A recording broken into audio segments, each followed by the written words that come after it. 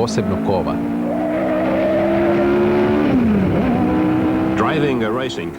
Voziti trkaći automobil zahtijeva punu mjeru vještine i smionosti. Biti uspješan vozač na utrkama, ubrajati se u šačicu ljudi koji u svakom naraštaju osvajaju velike utrke, zahtijeva ono nešto što imaju samo vozači posebno kova.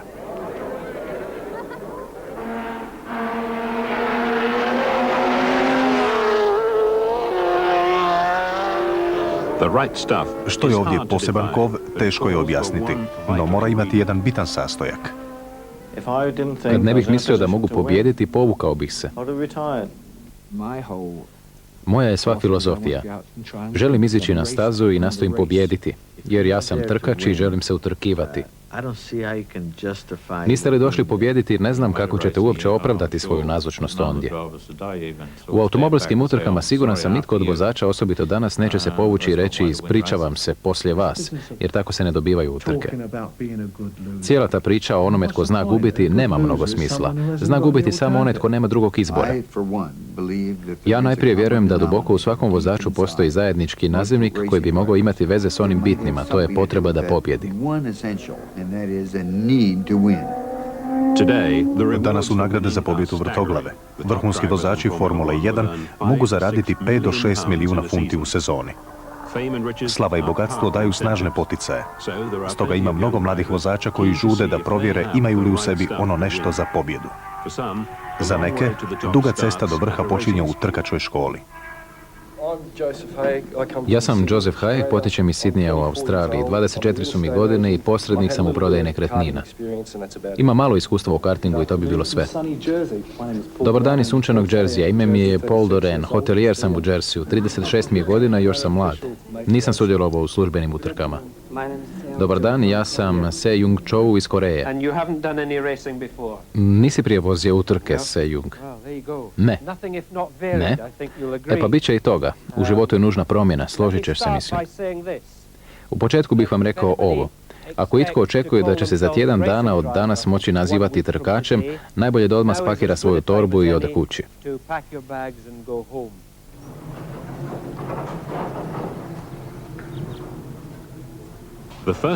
Prva stvar na koju se valja naviknuti je trkački automobil, toliko različit od osobnoga.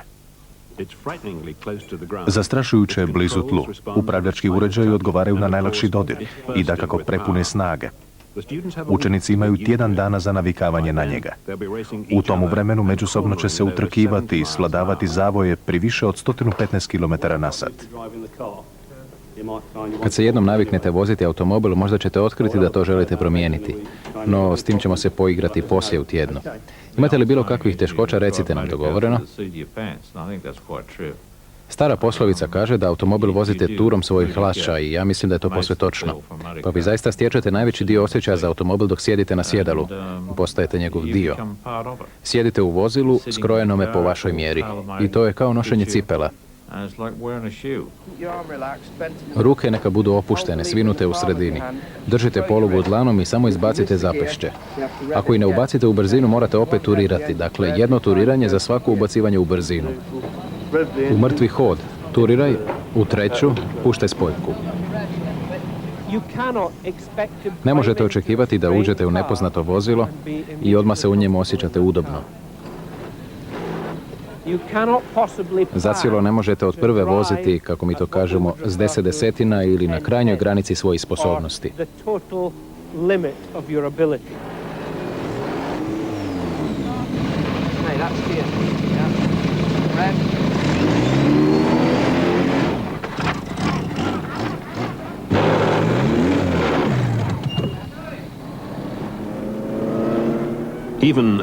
Čak i onaj tko želi postati prvak mora početi od temeljnoga.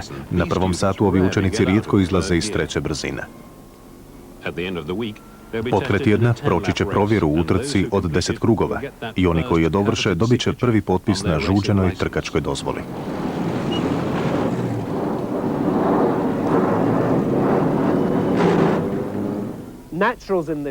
Prirodno daroviti u ovom poslu, ljudi koji mogu ući u automobil i odmah voziti brzo, malobrojni su i rijetki. Mislim na vrstu ljudi kao što su Jimmy Clark, Stewart, vjerujem i Senna i Prost, no oni su iznimke.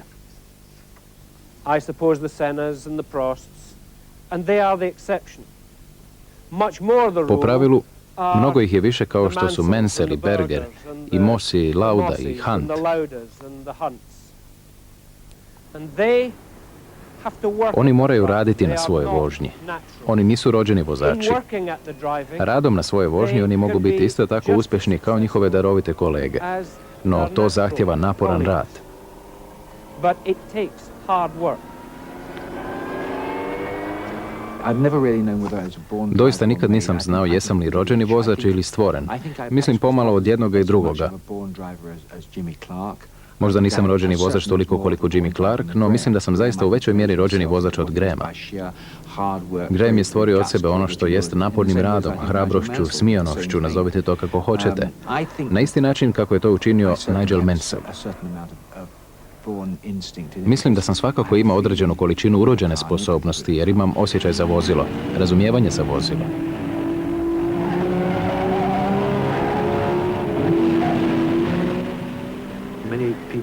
Mnogi ljudi govore, ovaj se mladić rodio s upravljačem u rukama i tako dalje i tome slično. Ja to nikad nisam vidio. Nikad nisam vidio da novorođenče izlazi s upravljačem u ručicama. To se ne događa. Vi to njegujete. Zašto? Vi to njegujete jer imate tu želju. Hoćete pobjeđivati. Do određene mjere svi smo mi isti. Razlika ipak ima. Mala desetinka, recimo, uzdiže jednog vozača nad drugim. That make, let's say, one driver stand out from another. To be a top Kako biste line bili driver, vrhunski you must vozač, realize that morate shvatiti da možete učiniti malo više od ostalih. We're going to line you all up. Poredat ćemo behind vas sve iza instruktora u jednoj od Astri i on će vas voditi uokolo u skupini od recimo 4 ili 5. I vozit ćete 4 kruga neposredno iza vodećeg automobila te tako upoznati stazu. Immediately behind the lead car. And that way you'll learn the circuit.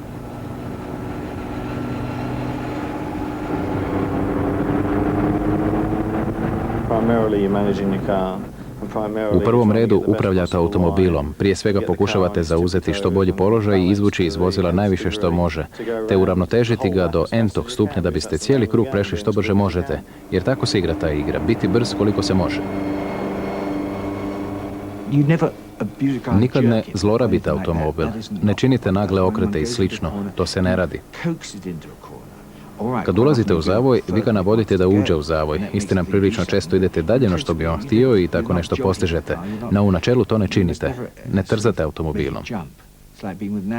Nikad ga ne smijete natjerati da poskakuje. To je kao sa životinjom. Hoću reći da ga ne želite natjerati da skače.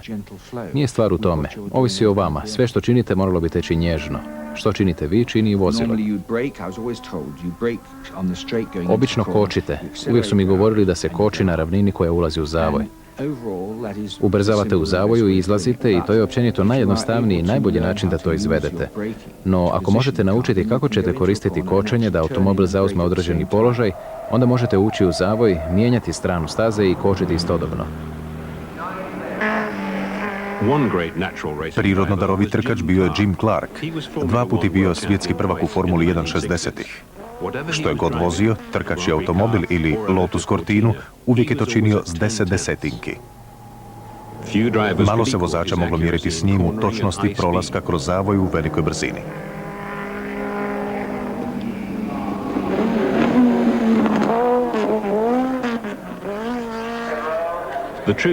Istinska je kušnja vozačkog genija dosljednost, sposobnost vožnje na granici mogućnosti tijekom cijele utrke. Jackie Stewart imao je to i osvojio je 3 svjetska prvenstva. Otkrio ga je vlasnik trkačke momčadi Ken Tyrrell. Njegova sposobnost da prijeđe stazu stalnom brzinom bila je posve iznimna.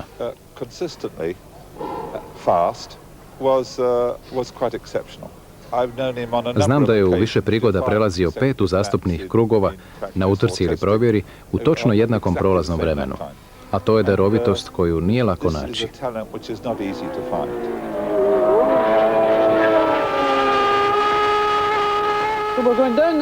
Idemo niz ovu šumovitu dionicu kroz ovaj lijevak u šumu u 4. brzini. Doista vrlo brzo. Idete kroz prosjek u dubokoj udolini s drvećem. Sad zamislite spuštanje brzinom od 280 ovdje gdje se automobil spušta do najniže točke. Ovdje si stenju. kolnik para donji postroj. Uspinjete se, a sila G pritišće vas da ne možete dići nogu s gasa i prikočiti.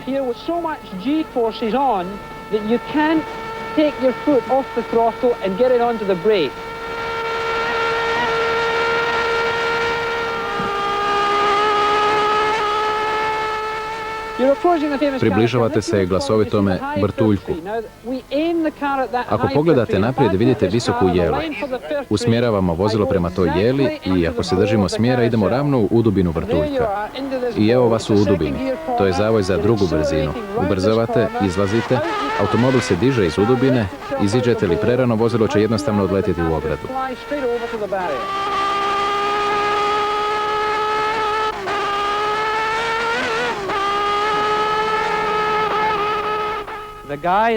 Mladić koji misli da je dobar vozač, pogibeljan je i za sebe i za druge. Svi mi učimo. Može biti da ima netko tko je, čini se, savršeno siguran sa 100 km u danom zavoju, dok drugi mladić sa 65 na sat kao da čeka kad će se dogoditi nezgoda.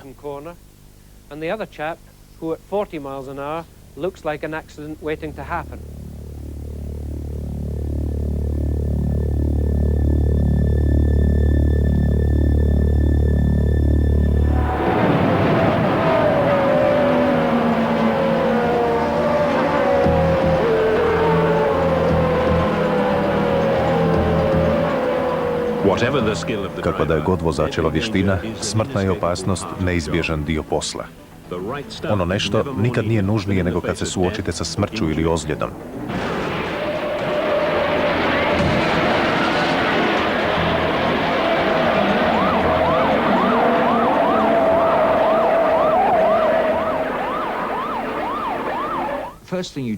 Najprije vam je nužno veliko povjerenje u sebe. To je bitno jer stradali neki od vozača, morate znati da se to vama ne bi moglo dogoditi.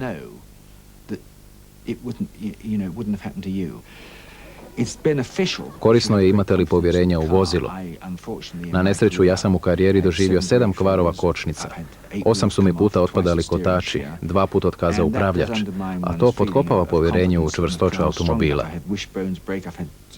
Slomio sam prsnu kost, ozlijedio dionove cijevi, a to očito smanjuje povjerenje u vozilo.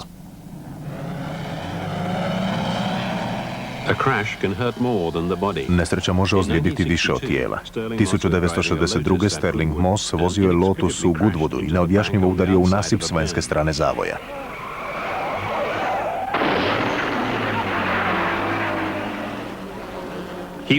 Njegove su ozljede bile pogibeljne.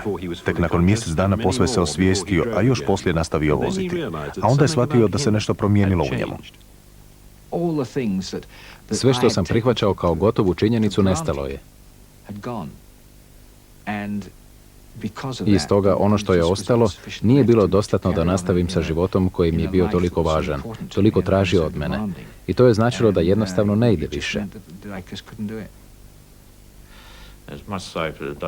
Danas je sigurnost mnogo veća u vrijeme kad sam ja vozio po stazama pokraj telegrafskih stupova s balama sjena i kojekakvim zaprekama oko staze, kad sebi niste mogli priuštiti nezgodu. Istodobno automobili su poboljšani sa stajališta ustrojstva, otpornosti na nesreću, vatru, sigurnost spremnika za gorivo. Sve to čini današnje automobile vrlo sigurnima.